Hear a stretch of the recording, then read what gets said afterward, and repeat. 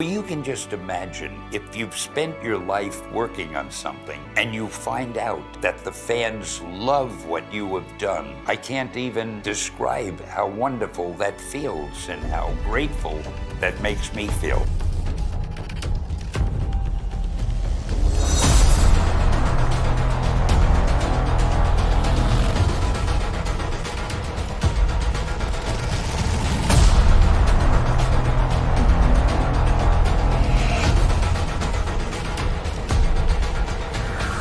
Don't make me come down there, you punk!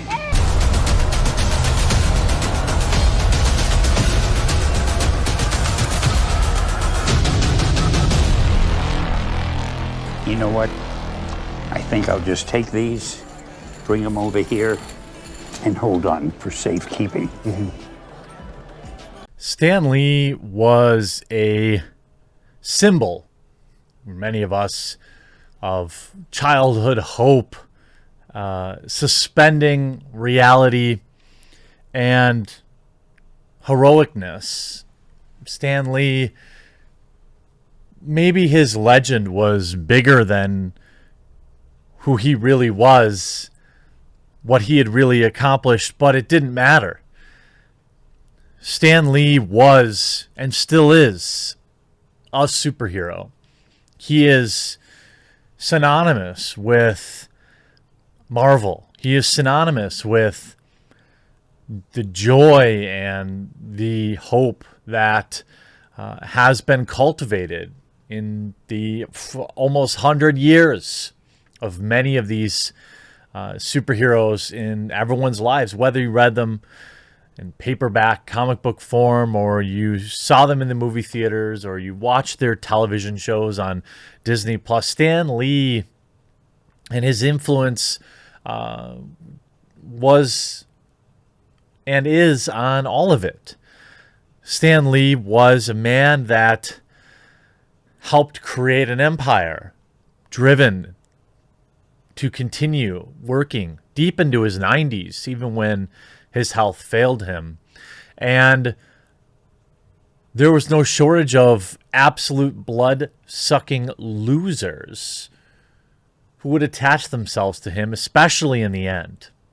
People like his manager, people like his daughter, people like his nurses. Let me repaint a picture, because this channel covered the Stan Lee saga pretty in depth. The AARP actually has an excellent article on this and paints a pretty good picture. In April 2018, a video appeared on YouTube that changed a lot of people's opinions. It was recorded on a cell phone at the Silicon Valley Comic Con, a comic book convention where Stan Lee was a star attraction. In the grainy video, the 95-year-old creator of Marvel Comics, Spider-Man, Hulk, Black Panther, X-Men, and other, appears unable to sign his name, which is important to note in this case because Stan Lee and his handlers were there to sell his signature for $120 each. A dark-haired man in his 40s dressed like an MTV gangster in a black skinny suit and sunglasses coached the barely cognizant writer through the task. The man, later identified as Lee's former business associate, Kea Morgan, spoke to Lee as if he were a child, schooling him on how to spell his own name, Stan Lee. S-T-A-N. Morgan spelled it out again and again as a comic book after comic book was slipped in front of the white-haired Stan Lee.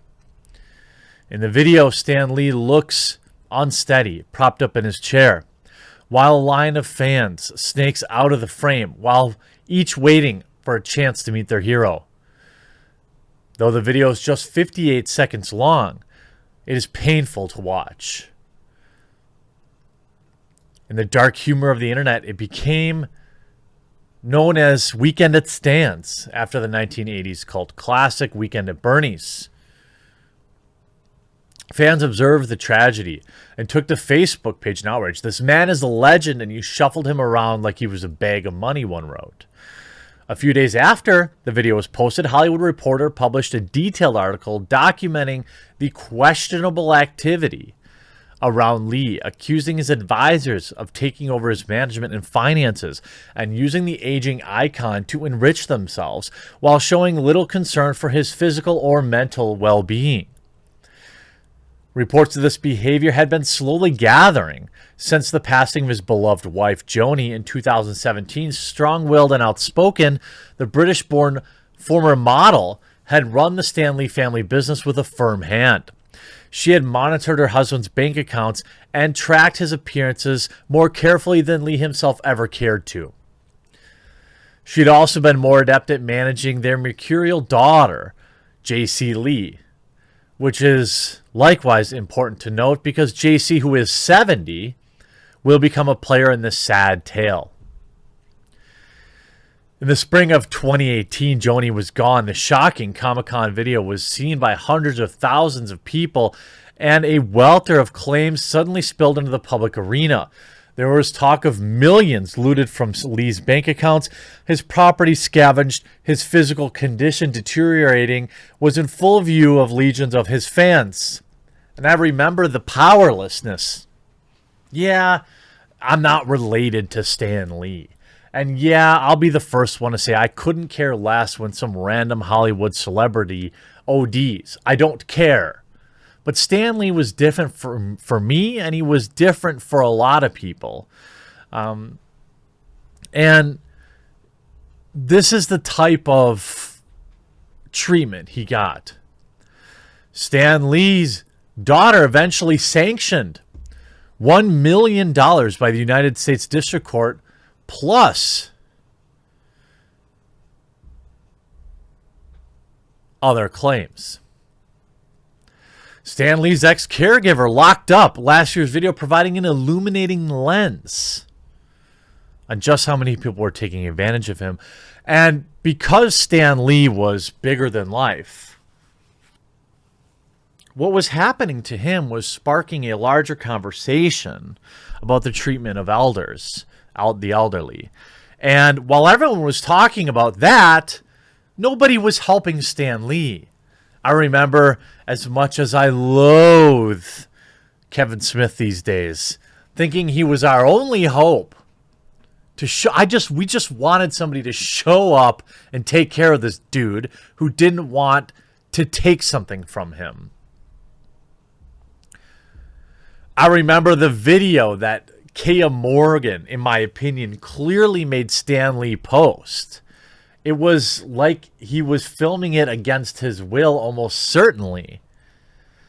I remember the reports that his blood was used to sign Marvel Comics and sold in Las Vegas. Some fake nurse coming in there and taking his literal blood and selling it. This is how those who Stan Lee trusted treated him in the end. Now, I am certain that Stan Lee was not a perfect man. Nobody is. Unless, of course, you are a religious person. Then there is one. But outside of that, so finding things out about Stan Lee,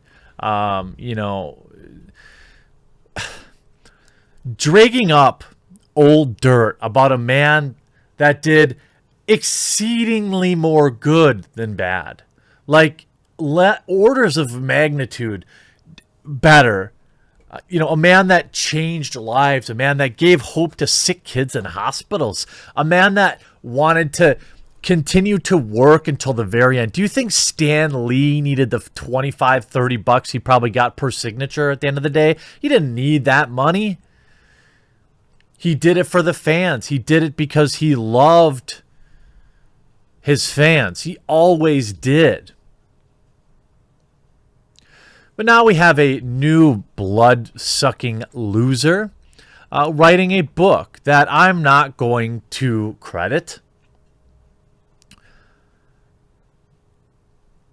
you have this book about the rise and fall of Stan Lee. It paints an unvarnished picture of the Marvel Comics icon. Isn't it so important that we tear down anybody who is revered by, it isn't enough, to disparage people when they're around. But making sure you profit from bringing him down when he's not around. Isn't it nice that you write this book and then pretend you're a victim of Backlash, by the way, which we're going to talk about? You write this book about a man who can no longer defend himself. You are just another in a long line of people that took advantage of Stan Lee when he couldn't defend himself. The last 10 years of his life, and now, when he's gone, you're no better than those losers promoting crap on Stan Lee's Twitter account after he's gone. You're no better than people that stole his blood and sold it to sign comic books. You're no better than the nurses or his handlers who stood over him when he needed their support and just saw a bag of money. The man would be nearly 100 years old this day, and you're more concerned with bringing up, disparaging his legacy.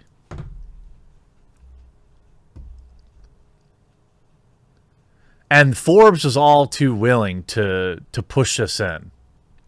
You have the second half of this book puts Lee's post-Marvel career under the microscope. The portion of Lee's life consisting of more than 40 years have been noted but not highlighted by Lee's previous biographers. Maybe he had earned some privacy.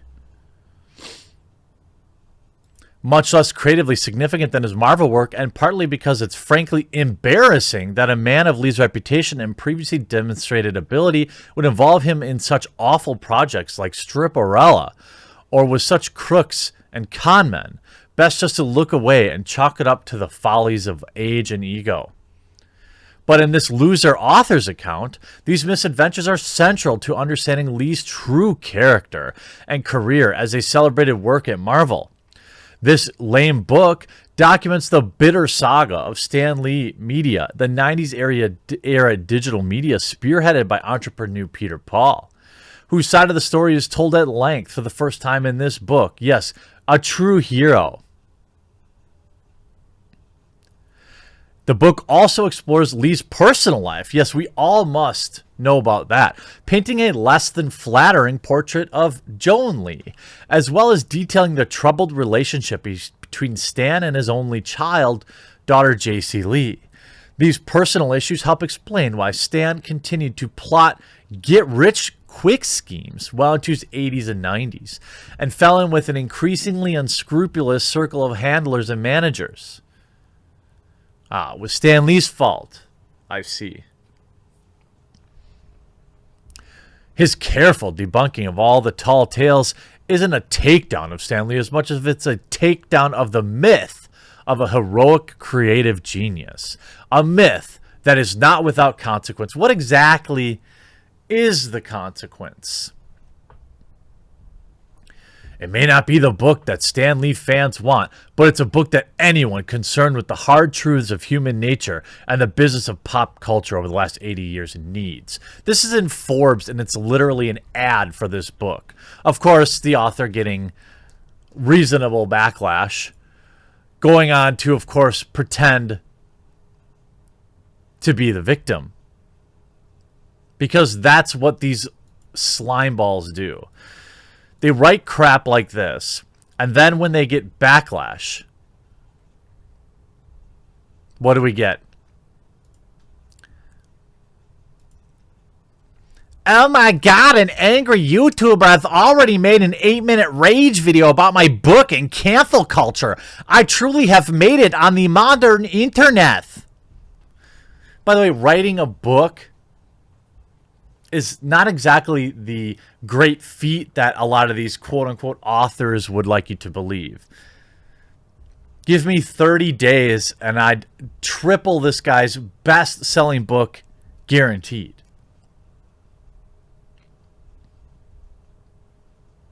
The rest of the title says slimy opportunist, in case you were wondering. Well, I mean, if the shoe fits, right?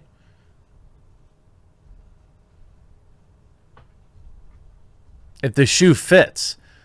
And then for extra clout, they write, "Oh, it's my first life threat on my life." I don't even believe crap like that. I believe that this stuff is made up. Yeah, if you want to read the book, I recommend, there are many ways to read the book without paying this loser. But I recommend, you know, sometimes things are better left the way they are. Literally nobody gains by smearing Stan Lee years after his death. Except this loser. Hope you enjoyed this video. We'll talk to you again real soon.